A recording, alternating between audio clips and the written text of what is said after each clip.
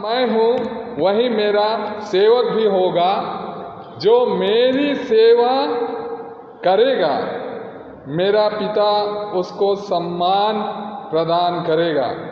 जो मेरी सेवा करेगा मेरा पिता उसको सम्मान प्रदान करेगा। Hallelujah, hallelujah, praise the Lord, praise the Lord. यहाँ प्रभु का वचन कह रहा है कि यदि कोई मेरी सेवा करेगा, जो मेरी सेवा करेगा, जो मेरी सेवा करेगा, मेरा पिता उसको सम्मान प्रदान करेगा। ये बहुत बड़ी प्रतिज्ञा है ना। यहाँ पे हम अपने ही कलीसिया में देखिए, अपने जानने वाले लोगों को देखिए। कई लोग ऐसे शिकायत करते हैं कि अगुआ अच्छा नहीं है इसलिए मैं काम करने नहीं जाऊँगा। चर्च की सफाई करना हो या कोई और काम हो, चेयर लगाना हो, वेदी की साफ सफाई हो, या ईस्टर के टाइम पे कई लोगों के मन में ये होता है कि मेरा जो लीडर है या मेरा जो पारिश प्रीस्ट है उसका बिहेवियर अच्छा नहीं है इसीलिए मैं काम करने नहीं जाऊंगा। लेकिन प्रभु ने क्या कहा, जो मेरी सेवा करेगा मेरा पिता उसको सम्मान प्रदान करेगा। और हमारी ये मानसिकता की वजह से हमारी जो प्रतिज्ञा, प्रभु ने क्या कहा, सम्मान प्रदान करेगा, फिनिश। इतनी बड़ी चीज को हम अपने फैसले से रद्द कर दिया। प्रभु ने कहा मेरा स्वर्गीय पिता उसको सम्मान प्रदान करेगा। जो मेरी सेवा करेगा उसको सम्मान प्रदान करेगा। हम अपने देश में देखते हैं जो लोग सेवा में होते हैं, हमारे देश की उन्नति में, नाम रोशन करने में जो लोग ऐसे कार्य करते हैं, उन नागरिकों को भारत सरकार कौन सा पुरस्कार देती है, कौन सा सम्मान देती है? भारत रत्न, पद्मश्री, पद्म भूषण। उनको ऐसे पुरस्कार राष्ट्रपति के द्वारा वो पुरस्कार दिया जाता है उनको। सोचिए कितना बड़ा पुरस्कार है। और जो लोग सेना में सेवा में हैं उनको अशोक चक्र, इस तरह के सेवा मेडल मिलते हैं। ये एक सम्मान है, देश की तरफ से उनको ये सम्मान दिया जाता है। यहाँ सोचिए मेरा पिता जो सभी राष्ट्रपतियों का पति है, मेरा पिता, प्रभु कह रहे हैं, उनका सम्मान कैसे होगा? सोचिए, आप सोचिए कि आप पद्मश्री अवार्ड लेने के लिए, पुरस्कार लेने के लिए भारत सरकार ने आपको चुना, कैसा महसूस करेंगे? लेकिन यहाँ पर उससे भी बड़ा पुरस्कार के बारे में यहाँ पे प्रभु यीशु कहते हैं कि मेरा पिता सम्मान प्रदान करेगा। इतनी बड़ी, सोचिए कैसा होगा वो सम्मान। और आगे अगर हम वचन में जाएंगे, निर्गमन ग्रंथ अध्याय 23 पद संख्या 25 और 26 में बहुत बड़ी प्रतिज्ञा है जो हम लोग नहीं जानते हैं, इसीलिए हम लोग प्रभु की सेवा करना नहीं चाहते हैं। लेकिन यहाँ पर देखिए वचन क्या कहता है। निर्गमन ग्रंथ के अध्याय 23, एक्सोडस 23 वर्स 25 एंड 26। यहाँ पर 25 से, तुम अपने प्रभु ईश्वर की सेवा करोगे और वह तुम्हारे अन्न जल को आशीर्वाद देगा। हालेलुया। तुम अपने प्रभु ईश्वर की सेवा करोगे और वह तुम्हारे अन्न जल को आशीर्वाद देगा। आगे कहता है वचन, और मैं तुमसे बीमारियां दूर रखूंगा। आपके घर के पास कोई बीमारी आ नहीं सकती है। क्यों? क्योंकि ये प्रभु ने वादा किया है। यदि आप प्रभु की सेवा करते हैं तो आपके घर में कभी कमी नहीं हो सकती। ये प्रभु की ये प्रतिज्ञा है। बीमारियां दूर रखूंगा, बीमारियां आपके घर में नहीं आ सकती है। अगर ऐसा होता है, आपने सच्चे मन से प्रभु की सेवा की और ऐसा होता है कि बीमारियां आ रही हैं, अंजल को आशीर्वाद नहीं मिल रहा है, तो ये सारा का सारा बाइबल जो है रद्द हो जाता है। ऐसा हो ही नहीं सकता, प्रभु का वचन ऐसा हो ही नहीं सकता है। हमने प्रभु की सेवा की और प्रभु ने जो प्रतिज्ञा की है हमारे अंजल को आशीर्वाद देने का, बीमारियां दूर रखने का, तो प्रभु की प्रतिज्ञा पूरी होती है जब हम प्रभु की सेवा करते हैं। और आगे वचन कहता है, ना तो तुम्हारे देश में गर्भपात होगा और ना कोई बांझ रहेगी, मैं तुम्हारी आयु के दिन बढ़ाऊंगा। Hallelujah, hallelujah. जो प्रभु की सेवा करेगा उसका दिन के लिए आपको कोई एक्स्ट्रा मेडिसिन लेने की जरूरत नहीं है। बस प्रभु का वचन में खड़े रहना है, बस प्रभु का वचन में। प्रभु ने कहा, मैं तुम्हारे आयु के दिन बढ़ाऊंगा। आज मेडिकल साइंस आयु बढ़ाने के लिए तरह तरह के एक्सपेरिमेंट करती है। एक्सपेरिमेंट से बड़ा यहां पर है बस प्रभु का वचन, प्रभु की सेवा। और सेवा कैसे होती है? सेवा कई प्रकार के हैं। संत पौलुस बोलते हैं, पहला कुरिन्थियों के नाम पत्र अध्याय 12:5 में कहते हैं कि सेवा नाना प्रकार के हैं। प्रार्थना करना ये भी प्रभु की सेवा है। लोगों को एमोस प्रार्थना में, मिस्सा पूजा बलिदान में लेके आना, ये भी प्रभु की सेवा है।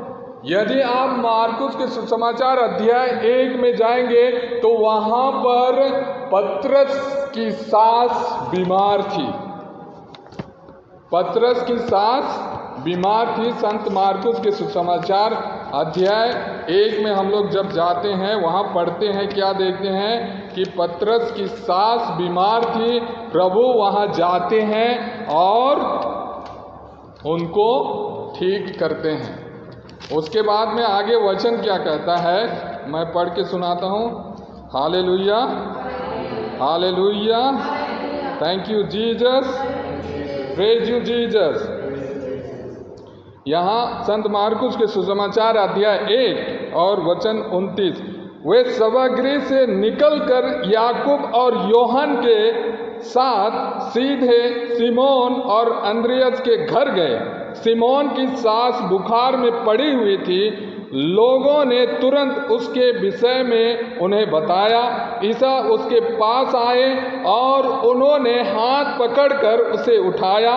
उसका बुखार जाता रहा और वह उन लोगों की सेवा सत्कार में लग गई। संध्या समय सूरज डूबने के बाद लोग सभी रोगियों और अद्भुत ग्रस्तों को उनके पास ले आए। कौन सी सेवा कर रही थी? कौन सी सेवा कर रही थी? सास बीमार थी, पेतरुस की सास बीमार थी। प्रभु यीशु उसको चंगा करते हैं। उसके बाद में वचन बताता है कि वो उनकी सेवा सत्कार में लग जाती हैं। और संध्या हो जाने पर, सांझ हो जाने पर बहुत सारे रोगी लोगों को, बीमार लोगों को वहाँ पर उनके घर में उनके पास लेके आते हैं। तो यहाँ पर कौन सी सेवा किया उन्होंने? कौन सी सेवा? तुरंत जाकर के वो लोगों को बताना शुरू किया कि देखिए मैं बीमार थी, मेरे घर में मेहमान आया है, उसने मुझे चंगा किया है, आओ आप लोग भी देखो। ये प्रभु की सेवा है। और इसीलिए सारे उस नगर के जितने भी बीमार लोग थे, यहाँ पे लिखा है सूरज डूबने पर लोग सभी रोगियों, जितने भी रोगियां थे, रोगी लोग थे, अद्भुत ग्रस्त थे, उनके पास ले आए प्रभु यीशु के पास। ये किसकी सेवा? पतरस की सास की सेवा की वजह से।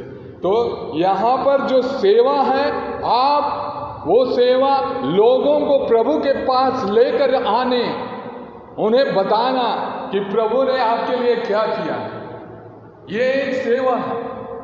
और आगे हम पढ़ेंगे पहला कुरिन्थियों के नाम पत्र के अध्याय 15 और वचन 58 में।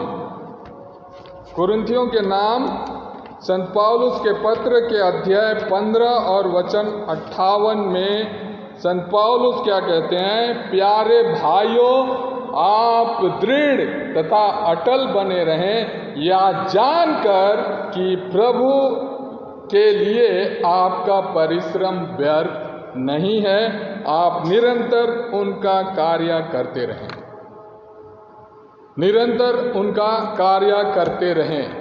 यहाँ पर अभी जो आप एमाउस सत्संग में आप जो बैठे हुए हैं, एक समय यहाँ था कि मैं और फादर प्रसाद, कोई लोग नहीं आए थे।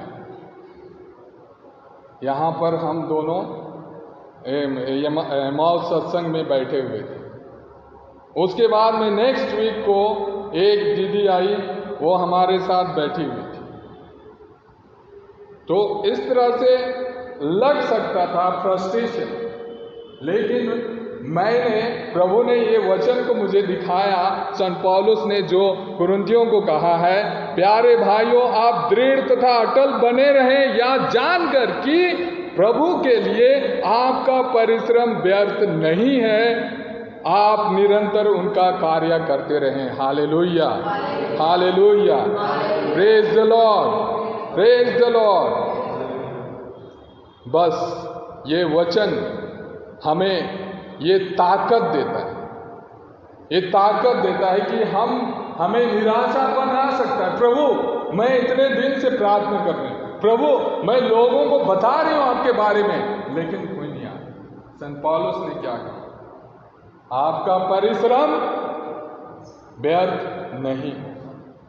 ऐसे ही लघु ख्रिस्तीय समुदाय जब मुनिरका में पहली बार जब प्रभु ने प्रेरणा दी गठन करने के लिए, मैं और मेरी पत्नी एलिजाबेथ दोनों लोगों को इकट्ठा करते थे। कई बार लोग नहीं आते थे, आते थे, लेकिन हुआ, क्योंकि मैं इस वचन को, संत पौलुस के इस वचन को हमेशा पकड़ के रखा, चाहे कुछ भी हो जाए। और हमारे पास भी एमाउस सत्संग में इतने सारे चैलेंजेस आए। एक समय ऐसा था कि इस 40-50 लोग यहाँ पे इकट्ठे हो जाते थे, लेकिन कोरोना आया, फिर बंद हो गया। आप क्या करें? प्रभु ने इंटरनेट में हमारे लिए वो माध्यम छोड़ दिया, और ऐसा एक दिन भी नहीं है जब हमने थर्सडे की प्रेयर को रोकी। ऑनलाइन के द्वारा ये कंटिन्यू रहा, और आने वाले दिन में ये सेंट डोमिनिक चर्च में यहाँ पे लोगों को बैठने का जगह नहीं मिलेगा। Hallelujah, hallelujah, hallelujah. और ये होगा। अगर ऐसा नहीं होगा तो संत पौलुस के द्वारा पवित्र आत्मा ने जो कहा है वो व्यर्थ हो जाता है। ऐसा हो ही नहीं सकता। प्रभु का वचन अटल है, वो व्यर्थ हो ही नहीं सकता है। बस हमें अड़े रहना है, खड़े रहना है। बाकी प्रभु अपने आप अपने चुने हुए लोगों को हमारे पास भेजेंगे। तो आइए हम आज के इन वचनों के लिए प्रभु को धन्यवाद दें और प्रार्थना करें कि प्रभु, आपने कहा है कि खोई हुए भेड़, मेरी भेड़ें मेरी आवाज़ पहचानती हैं, वे अपने चरवाहे की आवाज़ पहचानती हैं। हे प्रभु, आज कितने भेड़ जो हैं आपसे दूर चले गए हैं, विश्वास से दूर चले जा रहे हैं। आपने हमें एमाउस इस प्रेयर ग्रुप को, इस सत्संग को वरदान के रूप में हम सबको दिया है। ये अनुग्रह का सबसे बड़ा माध्यम आपने दिया है। हम धन्यवाद देते हैं इस संत डोमिनिक चर्च के लिए, यहाँ के पल्ली पुरोहित के लिए, सहायक पुरोहितों के लिए आपको धन्यवाद देते हैं प्रभु कि आपने उन्हें चरवाहे नियुक्त किया है। हम एमाउस सत्संग के लिए तुझे धन्यवाद देते हैं कि इसके द्वारा हम दिन ब दिन अभिषेक में बढ़ रहे हैं, और एक दिन हम जरूर इस पर और अधिक आपके वरदानों के साथ आगे बढ़ेंगे, आपके कार्यों को करने पाएंगे। आपने जो आज्ञा दी है, अंतिम आज्ञा कि सारे संसार के कोने कोने में जाकर सुसमाचार का प्रचार करो कि आप ही केवल प्रभु हैं, आप ही केवल प्रभु है, राजाओं के राजा हैं। पिता ने आपको मृतकों में से पुनर्जीवित किया है। आमीन, hallelujah. Thank you Jesus, praise you Jesus.